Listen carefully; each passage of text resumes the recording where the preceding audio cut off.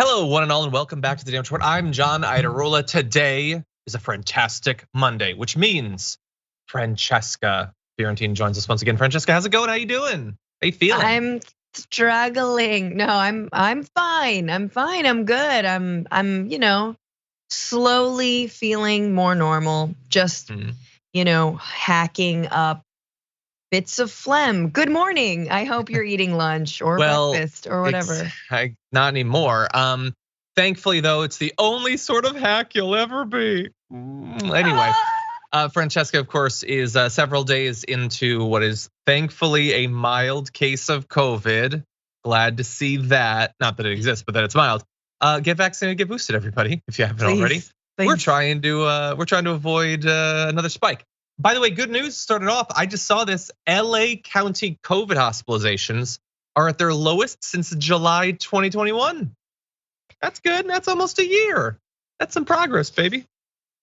A year. I'll take what I can get. I need more than that. I need like 2019. I'd be like, oh, okay.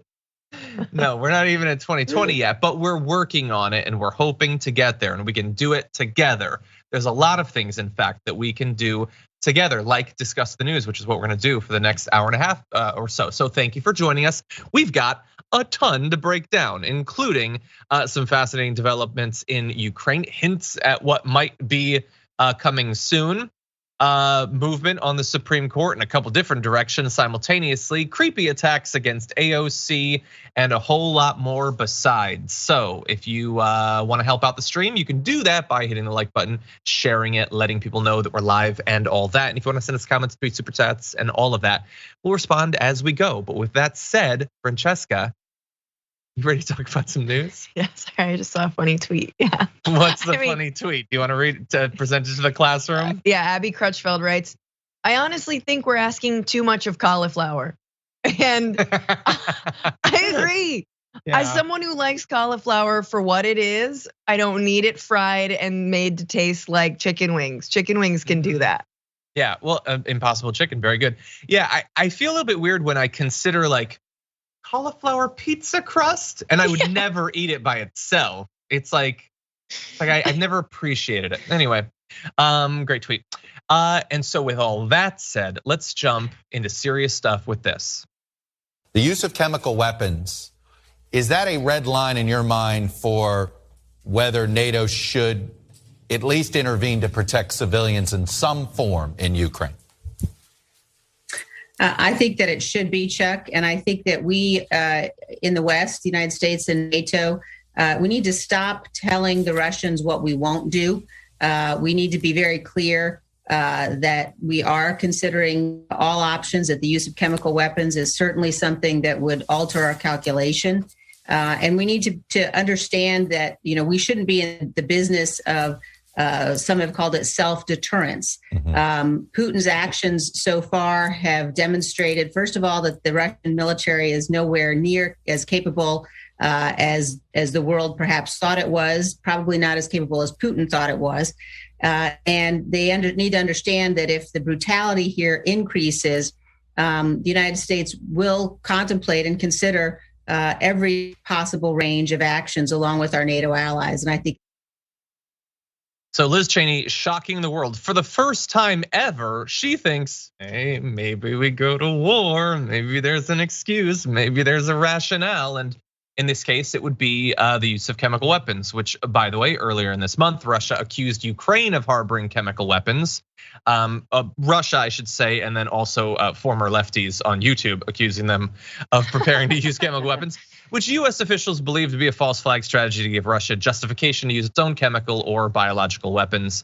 Joe Biden has warned that Russia would endure severe consequences if chemical weapons were unleashed. They have not been more specific than that. Liz Cheney has been. She wants them to be severe and military. By the way, we're like a week and a half into the biolabs thing, and thus far, no chemical weapons use by any side, which is exactly what we would want. But Francesca, what do you think about Liz Cheney there? Oh man, I mean, it's just kind of adorable because it's like, oh, you're still your daddy's girl. Like you're still a Cheney after all these years. You want to go to war so bad, don't you? Oh, you do. And like, Oh my God, and this has been, it's not funny, but it's been rolling through my mind this entire time. We know what Trump would be doing right now if he were president, effectively nothing. Blaming Ukrainians for them being bombed and killed.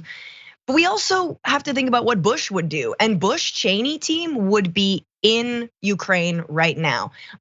Consequences be damned, committing however many soldiers on the ground. And we would be in for a long quagmire. As you hear her saying, she's like, the Russian army is not even that strong. Nah, that's a Cheney. That's a little neocon in there being like, ooh, I think we can take them. Great, yeah. You know what I don't think? I don't think Putin is a stable actor. I don't think he's a reliable one. And I would not bet on him not using nuclear weapons. And like when someone wants to use chemical weapons, is your response like, cool, let's send our people in there? I don't know. Yeah. That's not the kind of leader I would be. But I do understand, this is the entire last point, the entire thing with trying to exercise a certain amount of restraint. No matter which party is in power, the opposition party will always say that they look weak. Always say it. And it happened under Obama. He did put a red line, and then he put it to Congress when it came to Syria and their use of chemical weapons. And Congress, in fact, said no. So it's an interesting strategy. I don't know if Congress would still say no, at least not the Senate. But yeah, putting it actually to a vote with our elected representatives, that could be an option. Yeah, that's true. I've been trying to get a sense of that, and we are, because of the stakes, we're pointing out those who we feel are actively encouraging a push for war. But I am not doing so because I believe that they're widely representative, whether they're reporters or elected representatives. I do think that thankfully, the nature of this conflict, the push for war, is far more muted than it was in all of the other ones, I think, because it's always been there. I don't think that there are many politicians that are hot for us to get directly involved. You have like John Kennedy, occasionally Lindsey Graham, you have some pundits, Kissinger, Sean Hannity, Kissinger, of course. He doesn't even know what the conflict is. And then the entire press corps. Yeah, and the entire press corps, unfortunately.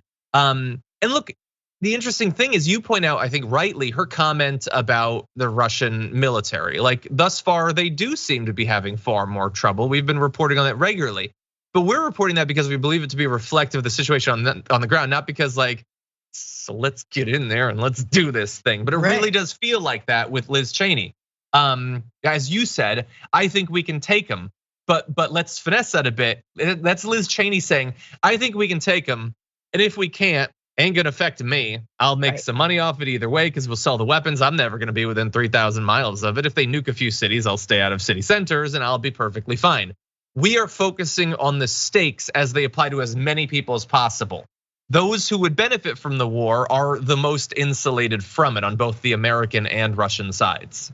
Yes, 100%. Yeah.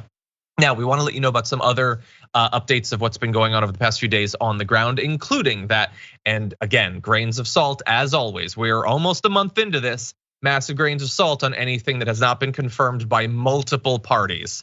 Ukraine's foreign ministry accused Russia of forcibly relocating thousands of children from the eastern Donbas region to Russia. They said almost 2,400 children were taken from their parents on a single day, March 19th. That claim could not be independently confirmed. And it's a big one would want it to be, but that is what they are saying. In addition, Russian forces apparently bombed an art school in Mariupol that was sheltering around 400 civilians. That follows up the theater that was bombed, where well over 1,000 civilians were sheltering. Seems like kind of a pattern potentially. A mall was just destroyed, killing at least 8 people. And there's video going around. In fact, I saw CNN right before we went live was using it. I considered it to be difficult to 100% confirm exactly what was happening in the video, so we chose not to use it. But it appears to show protesters, peaceful protesters in Kherson being fired upon by Russian forces. There is some video of people that had been bloodied. It is not clear if they were just close to flashbangs or if there was active live ammunition being used on the protesters, which is why we are deciding to slow roll actually using it. But we've been worried about that. There's been a lot of intimidation of peaceful protesters in the cities that have been taken over by Russian forces, Francesca. If this is signaling a willingness to disperse these crowds with force, That is a scary change for Russia to be making. Yeah, absolutely. And they're going to continue to do that as there's more and more dissent within Russian society. And again, as information cracks actually leak through and Russians understand what's going on. I mean, I think especially if this is being sold to the Russian people as a targeted military, exercise or just like strike or operation, then that's the kind of thing that should be done in a couple weeks, correct? Right? It shouldn't be a prolonged war if it's not actually a war, but here it is, it's prolonging. The thing I'm gonna say is also, I think it's very interesting that Putin doesn't really have a line as to what he wants with Ukraine. This is not, I'm going to save the Ukrainian people. This is not even, sort of that, American veneer of benevolent intervention as we often do. This is just, nah, it's mine, I want it. Yeah. And that's it. And it, because if he really was concerned about the Russian minorities or Russian speaking minorities in the eastern provinces of Ukraine, then why are you kidnapping children? Why are there also reports of people being forced into labor camps or disappeared once they reach the Russian side? Maybe Russia's actually not much better. If you're open firing on your protesters, then what are we doing here? What are you spreading? It's definitely not freedom or civil rights or whatever democracy. It's definitely not democracy. Yeah. But it's just interesting to see. And no, it's just it's mine and I want it and it's mine now. Exactly. Yeah. And look, when we say what he wants, there's like different levels of want. Want can mean is serious about pursuing rather than we believe is reflective of a desire inside of his heart. The idea that he cares about Russian speaking people in Ukraine. He's got $200 billion and he murders his political opponents. He doesn't care about regular people in literally any context. No. But he might be willing to do certain things in advance of the supposed goal that means nothing to him personally. He seems to want to do maximum damage in pursuit of getting things, with the things possibly being those regions, more control of the Ukrainian government, demilitarization, God only knows. And the question is going to be how far he's willing to go, how barbarous he's willing to be before hopefully making some sort of deal. And even a deal itself isn't necessarily, like one of the fears I think on the Ukrainian side is if they take one of these deals, especially if they like transfer over, the contested regions, for how long? How long does that stand? Yes. Do you then just have Russian forces that move into and permanently camp in those areas and then they invade again in a year? There's a lot of fears about where this could go long term.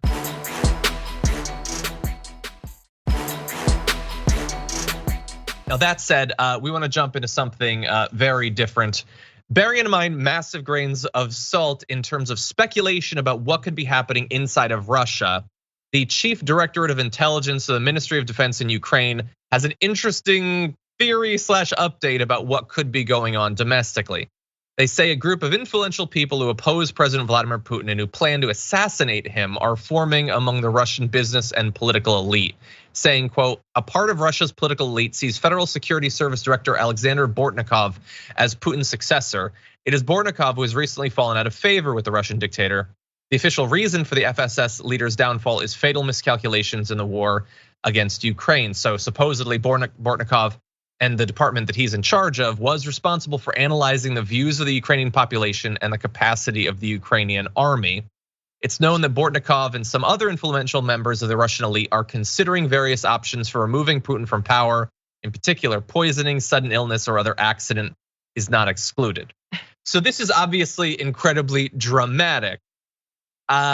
We caution hesitance for any news like this and pretty much anything when it is coming from Ukrainian intelligence and it paints a picture of a guy who not only had bungled his job, but might soon be in charge, and they say might be the guy responsible for warning the Ukrainian government about the groups coming in to attempt to assassinate Zelensky. That to me, Francesca, seems a little bit too good to be true if you believe this is a path that should be walked down. Yeah, especially because like Russia poison, like where would they even get access? Like accidents, making stuff like in what they'd have to learn real quick how to do that because they've never done it before against any opposition members or civilians. Yeah, no, that is look, you can't have all the yachts of the oligarchs seized before they're gonna start to get kind of uppity, they're gonna be mad. Putin should have at least been like, okay, look, you come to my $1 billion castle, you hang out, we do boonga boonga. I don't ever want to know what that means again. I've tried to forget it for many years.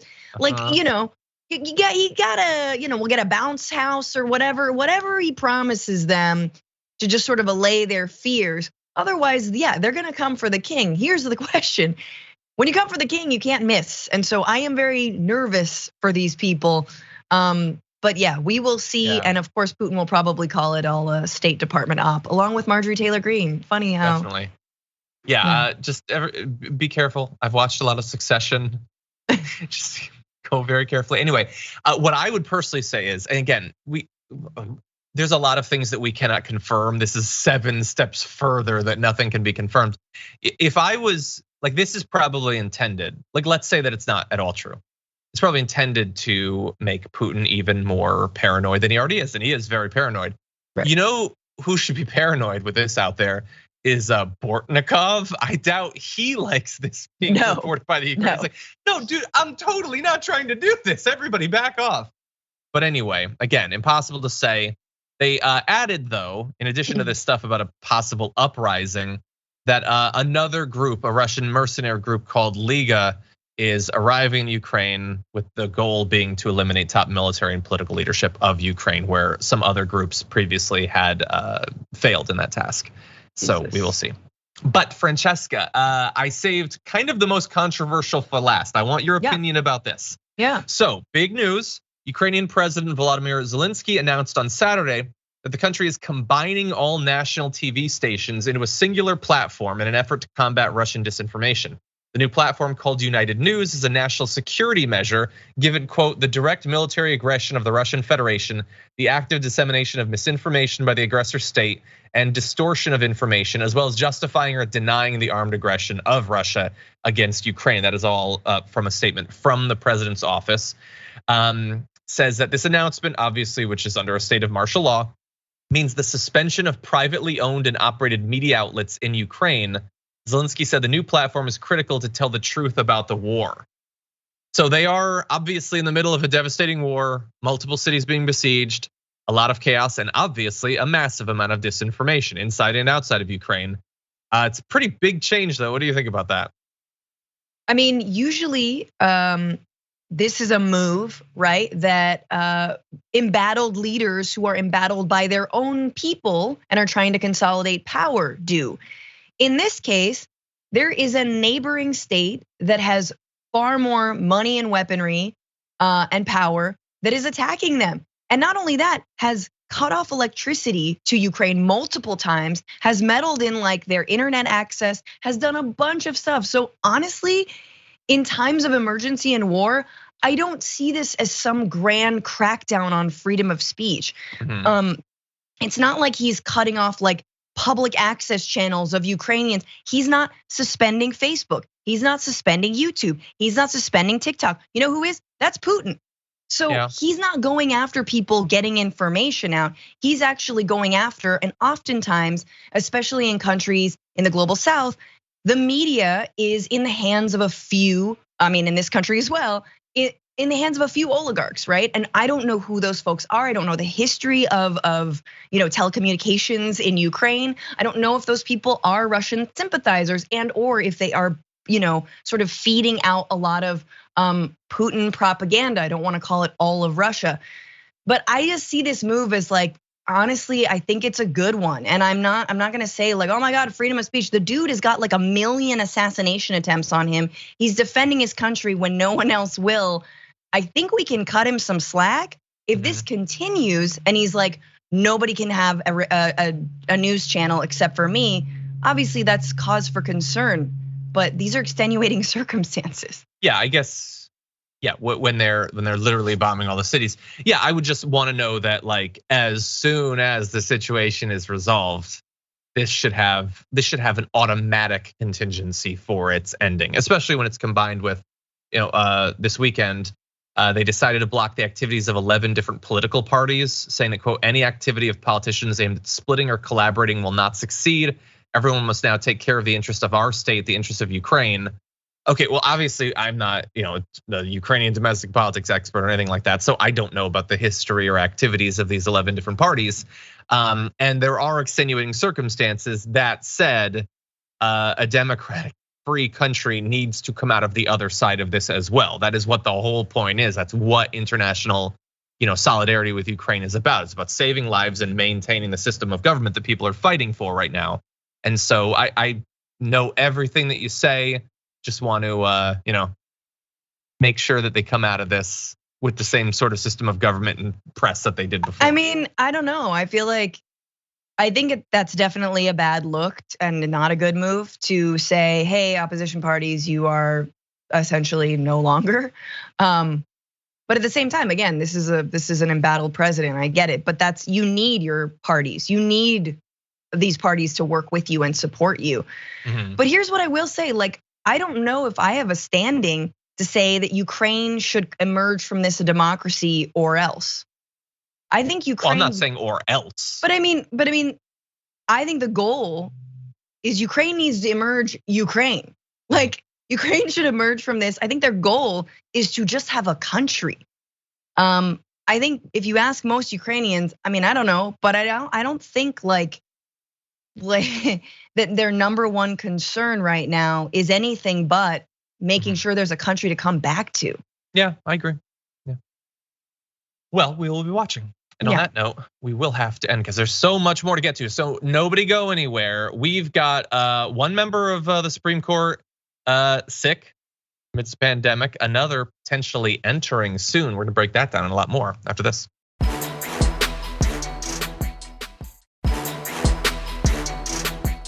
Welcome back, everyone. We've got a lot more show for you. Why don't we start off with this?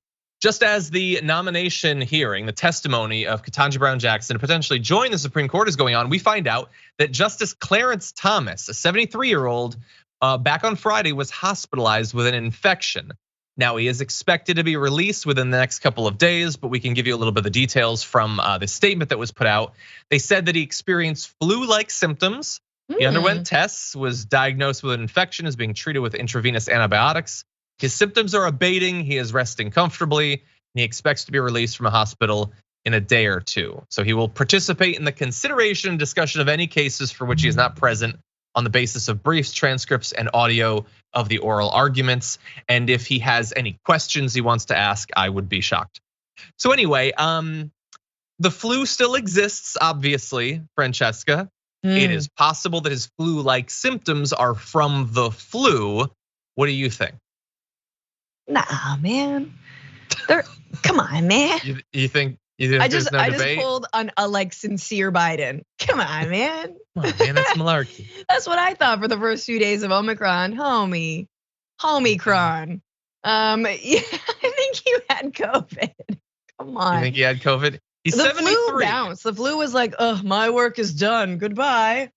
You deal with humanity. I've plagued them long enough. Does anyone even get the flu? No. I think some still do, but. Oh God, no, I'm so glad he's recovered, yay.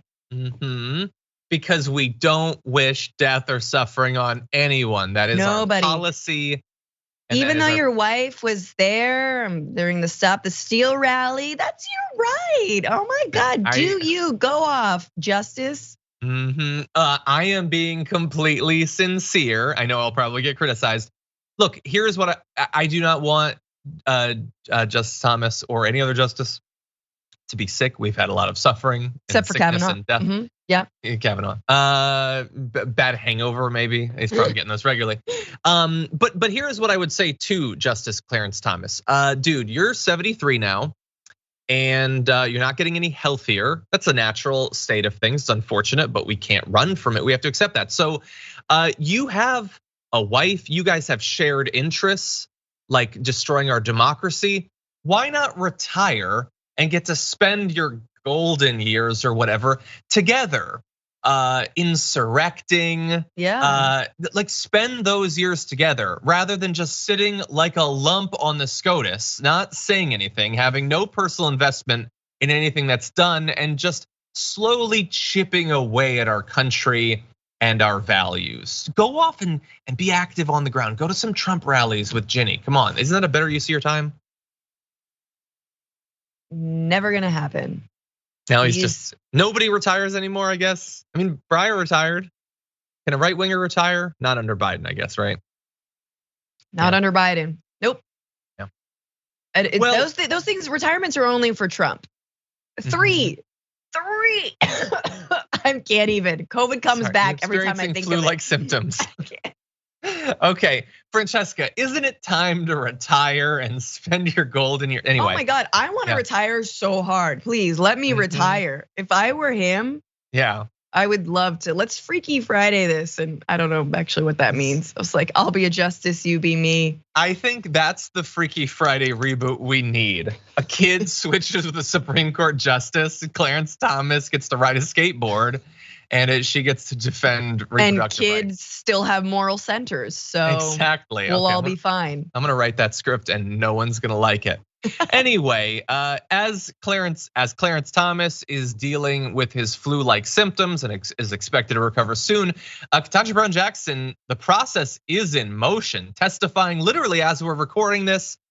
Already this morning, Lindsey Graham tried to get a sequel going to his Kavanaugh testimony where he got really red in the face and was aggrieved about everything. Here's the difference though, the Democrats technically have 50 votes. So whether it's Lindsey Graham's comments or perhaps we'll return to Josh Hawley's pedophilia smear, it shouldn't matter, right, Francesca? They've got the votes. What do you think? Do they? I mean, I don't know. Who knows what kind of deals Sinema and Manchin have been making, right? Anyway, I don't know if anything. I don't know if we've ever had 50 votes on anything except for daylight savings time, which we had many more than 50 votes. Weirdly enough. Strangely. But yeah, no, look, every time it's just incredible. And it hits you in the face just so much when you watch, and compare Ketanji Brown Jackson's confirmation to Brett Kavanaugh's, right? Yep. You've got Kavanaugh, who the right just made such a martyr. How dare you? Oh, how dare you accuse this man, even though he was definitely accused and definitely lied to our faces about all the ridiculous things that he talked about in his yearbook or whatever the hell. Yep. How dare you make him feel bad? He's just a little boy. And then he cries and everything's fine. Ketanji Brown Jackson, you've got Lindsey Graham in her face, basically being like, there were other black women. There are other black women who are qualified. What about you? And like, I'm not even gonna consider race, and just like the amount of racism, the white privilege, like all you need, again, we don't need CRT. You just compare these two confirmation hearings. And I send all of my strength out to anyone, because it's not just Ketanji Brown Jackson. There have been other hearings. And for people that Republicans have successfully blocked of Biden's, I just send all of my strength out to that because it takes so much wherewithal to be calm, swallow your pride, and let Lindsey Graham bark in your face and disrespect you on a national stage. And then know pretty soon you're gonna be a goddamn justice. So it's fingers crossed. Fingers crossed. That's the way that it should go. And couldn't we use it as a people? Look, it's not even that like if you were to get together like a council of the best progressives in the country, could they find other people that they'd prefer? I'm sure that they could. But let's take wins where we can get them. The fact that Biden's even maybe gonna get a nominee is great. And that also he put forward a short list and she was the best on the short list and they went with her. Rather than the more pro-corporate, pro-law enforcement, like this could have, when was the last time something could have been worse and in the end wasn't? It's been a good while, so let's take this. And by the way, they're gonna try to stop it. But it is an unpopular thing as of right now to do so. According to a Monmouth poll on this, 55% support confirming Ketanji Brown Jackson, 21% say no, 24% are unsure, which I personally think is fine. It's a Supreme Court nomination. 1/4 of the country is not going to pay attention. Democrats are overwhelmingly supportive. Who are the 3% of Democrats who are against it? I don't know. Independents basically are even more supportive than the population at large. It's only Republicans that are against it, and even 1/3 of them are like, it just seems fine. Just let her on. Like we've talked before about Supreme Court confirmation battles being an election issue. They've decided to go up against a woman who is, at least as of this point, quite popular. And they're making that one of the big multi-week debates of the election. So interesting strategy from the Republicans there. Yeah. And I don't know. I'm seeing how people are reacting to how she's being treated, and I'm like, there's no excuse. There's no excuse to treat a nominee like this, But then again, like, the right has long said goodbye to respectability politics. And I wish the left would, or the liberals would, a little bit more, so they could stand up for their side on this, because nobody deserves to be treated so horribly. But yeah, so we will see, and it still doesn't matter because Roe v. Wade is being completely torn to shreds, and states across this country are currently legislating for its demise. So Republicans still get what they want. My question is, who comes after Ketanji? Hopefully, if she gets confirmed. Hero. No, what comes next? It's a long fight. Expanding the effing courts. I agree. It's Biden. So you know how likely that is. We fight all battles. We fight the immediate battles. We fight the outside of elected politics battles. We fight the elected politics battles. We fight the long-term battles. Don't touch strategy battle with me, John Idarola. And I will just say, in terms of strategy, in terms of consequences, the only thing at this point that can sink this thing is, again, if Manchin and Sinema go against it. But I mean, come on, if they were to do that, Biden would be infuriated. Think of the consequences. Nope. We'll see what happens. Anyway, I'm sure tomorrow we'll have some more video and stuff like that, because the Republicans are going to be like, they can't necessarily stop this, but they're going to be competing with one another to be the most insane to fundraise off of.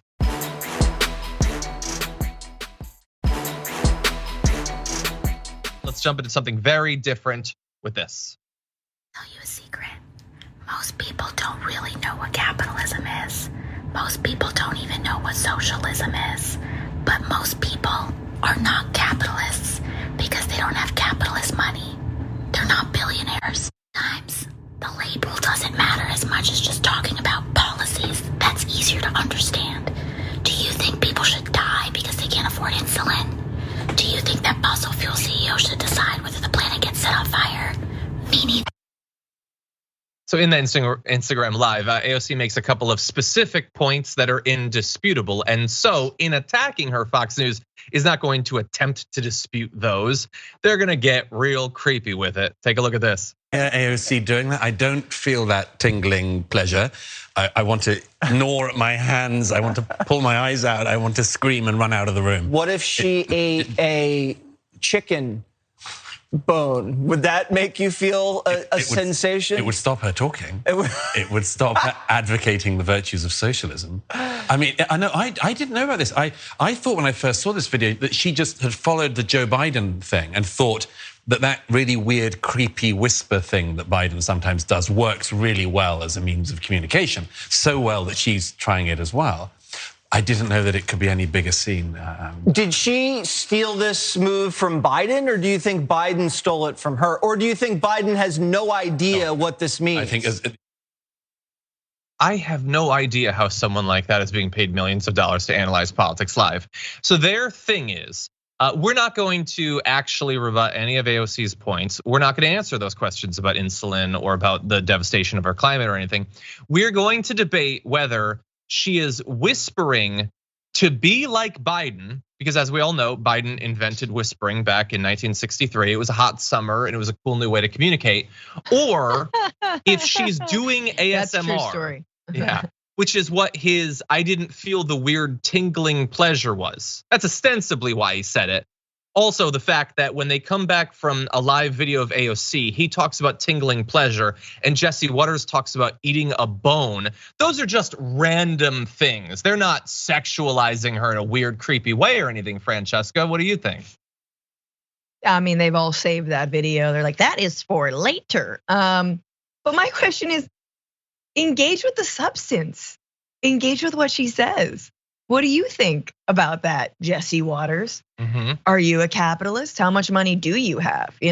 Like, because it is a good point. First of all, I don't know why she was whispering. I think it's a fun like device to be sort of. It's a comical device. It's a comedian. Yeah. I could say it's a comical device.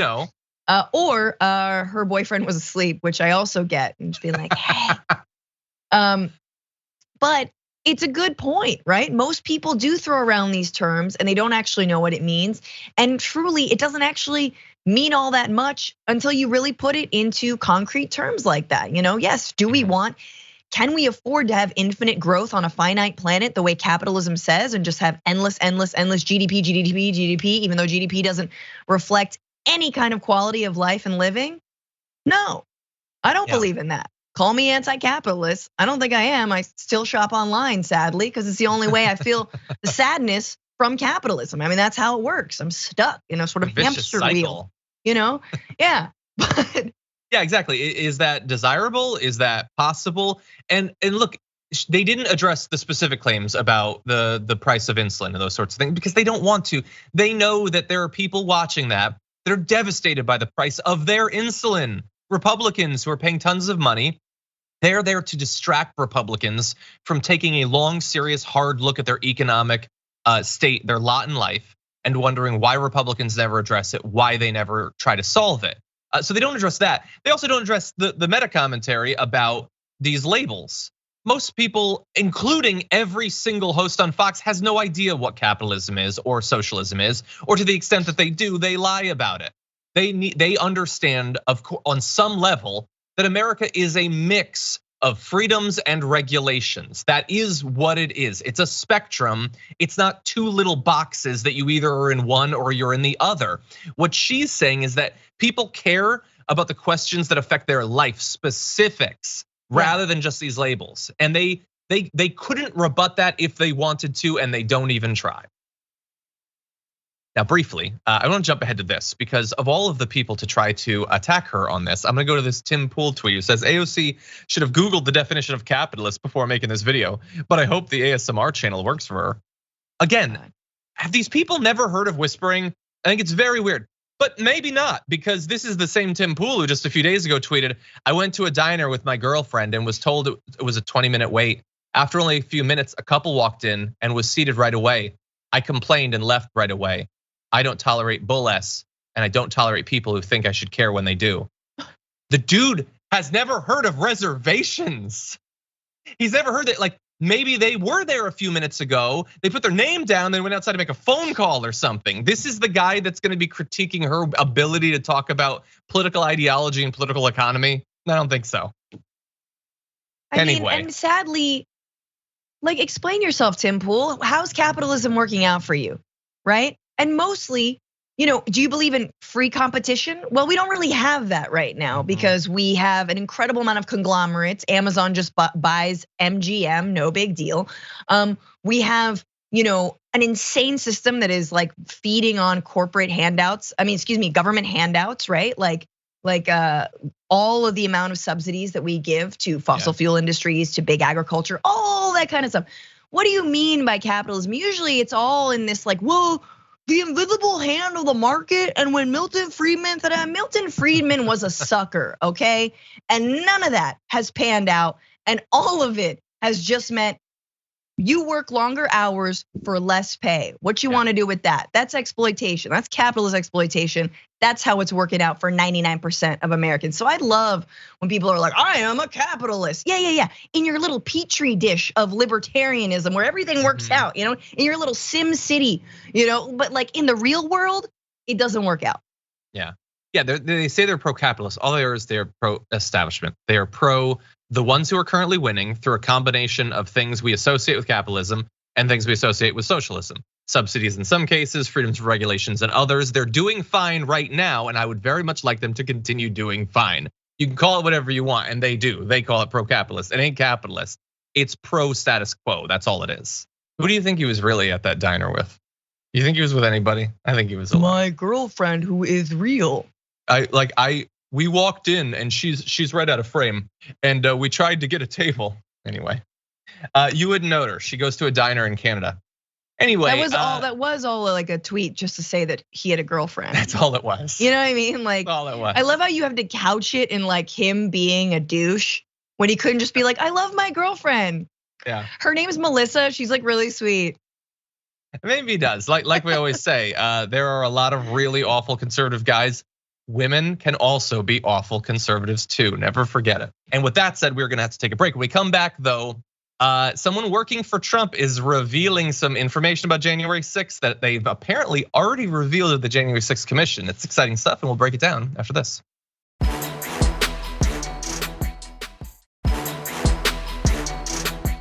Okay, couple of important updates for everyone out there, including that today is a Monday, so we will be doing our top 10 list. On the pre-show today, I talked about the fact that South Carolina has once again reinstated the firing squad as an option for capital punishment.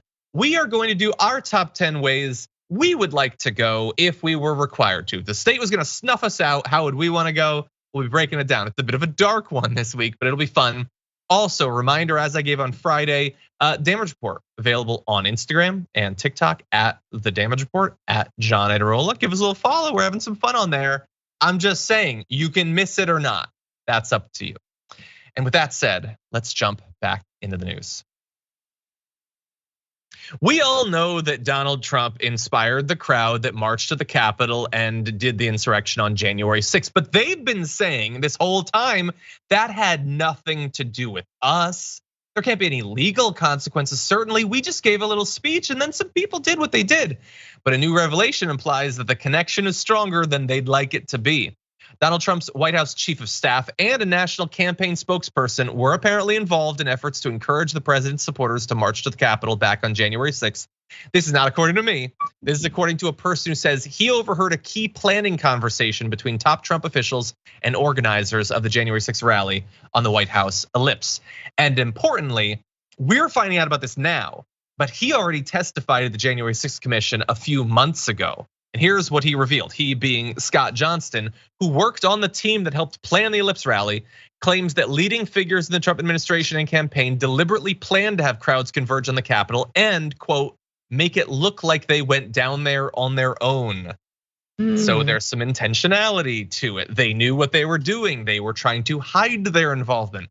So Johnson says that he overheard Mark Meadows, then former President Trump's chief of staff, and Katrina Pearson, Trump's national campaign spokeswoman, talking with Kylie Kremer, the executive director of Women for America First, about plans for a march to the Capitol.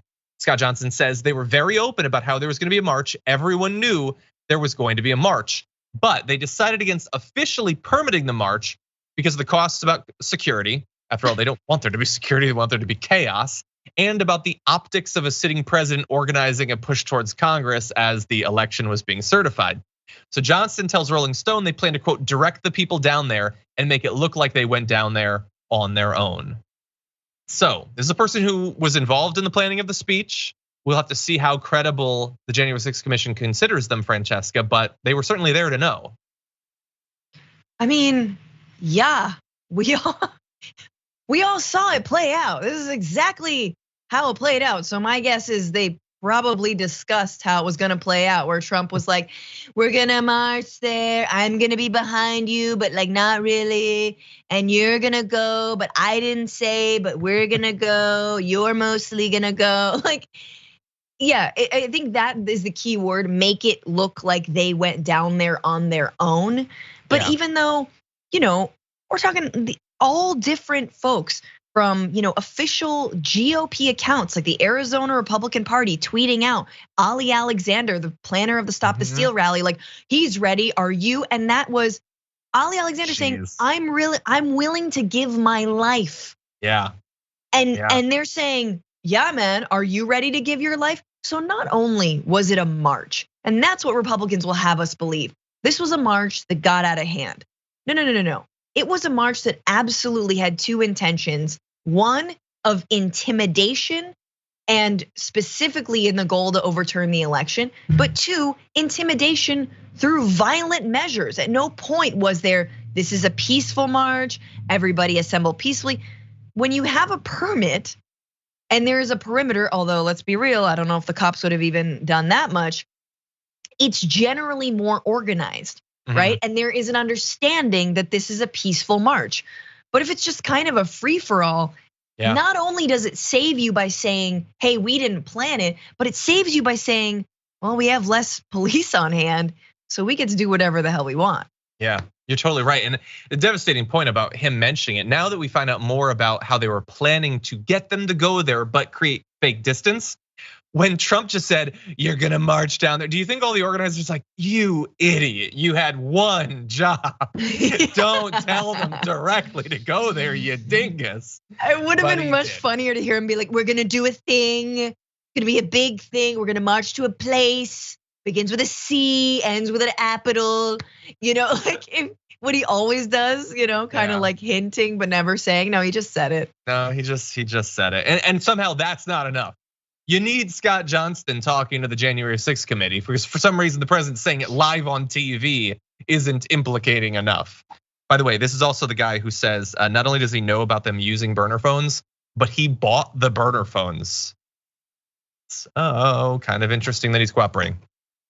Anyway, with that said, we're very low on time, so let's jump into our next topic, our last topic of the hour with this video. You can't do that, officer, because I called for your supervisor. I have my license. What is the reason I'm getting out? Give your information. I told you I didn't refuse. I asked. Now you're resisting. I haven't refused. I asked to speak to your supervisor. Get out. Sir, I feel uncomfortable. Please get your supervisor. I don't give Don't touch me. I said get out. Please stop it. Why are you being like this? This is how y'all really are? Please stop. This is all on tape. Please stop. Get out of the car. Please don't hurt me. Why are you doing this? No, sir. I'm telling you, get out. I'm telling you that this is not lawful.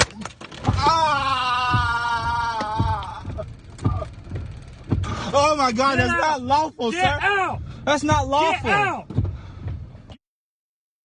I can't tell you how much I hate seeing that sort of situation just playing out day after day after day after day. And we're, I guess, lucky in some way that the video makes it indisputable. Like you can't argue that cops aren't doing this sort of thing. But if you resist in asking why you're being pulled over, wanting to have a human conversation with the cop that's pulling you over, they will try to brutally pull you out of the car and then hit you with a taser.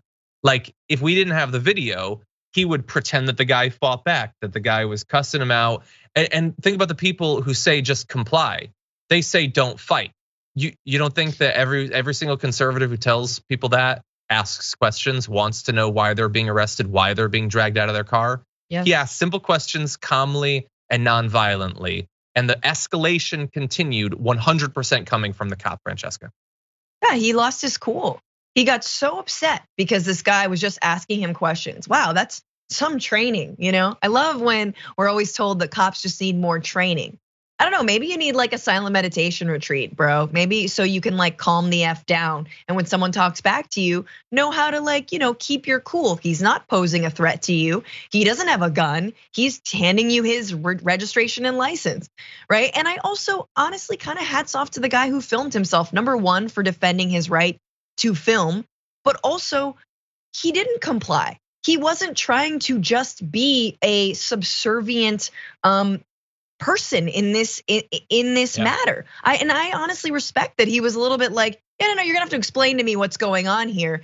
And obviously I'm so glad that this didn't end even worse because we've seen it end even worse. So it took a lot of bravery. It does, and definitely record. They hate when you record because it makes clear what happened. They haven't even identified this guy, let alone give it any consequences. So thank God we have the footage. Now that said, don't go anywhere. If you do, I'm gonna find you because we got some amazing stuff to talk about, including Matt Gaetz going for another round. We'll have that for you in just a couple minutes.